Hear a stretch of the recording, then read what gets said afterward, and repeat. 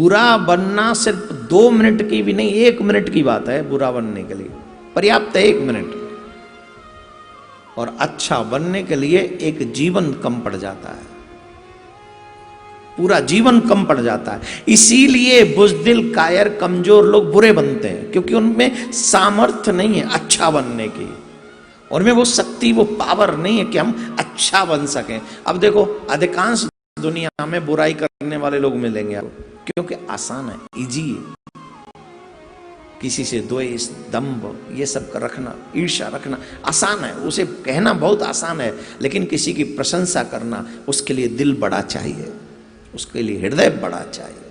अब वो हृदय बड़ा करना पड़ेगा तो प्रशंसा करनी है। अब तो महाराज अच्छे लोगों से भी किसी की प्रशंसा नहीं होती।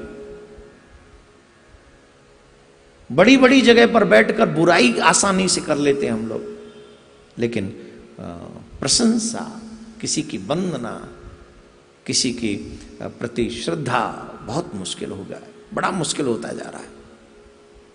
तो बुरा बनना आसान है, धुंधकारी बनना आसान है। हमारे यहां पर मदिरा पीना निषेध है शास्त्रों में, मांस भक्षण निषेध है शास्त्रों में। कितने हिंदू हैं जो मदिरा पान करते हैं और मंगलवार को हनुमान जी के मंदिर भी जाते हैं। निषिद्ध कार्यों को करने से ही हम बुरे होते हैं, और जिसे निषिद्ध न किया गया हो उसे कार्य को अगर हम करें तो उससे हम सतोगुणी बन जाते हैं।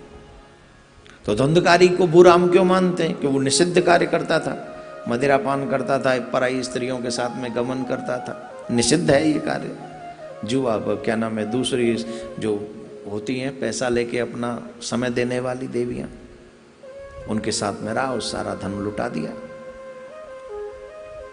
कई समस्याएं आज भी आती है, महाराज हमारा बच्चा ऐसा हमको बिना बताए पैसा दे आता था, उसको ये दे आता था, उसको पता नहीं क्या करता था महाराज।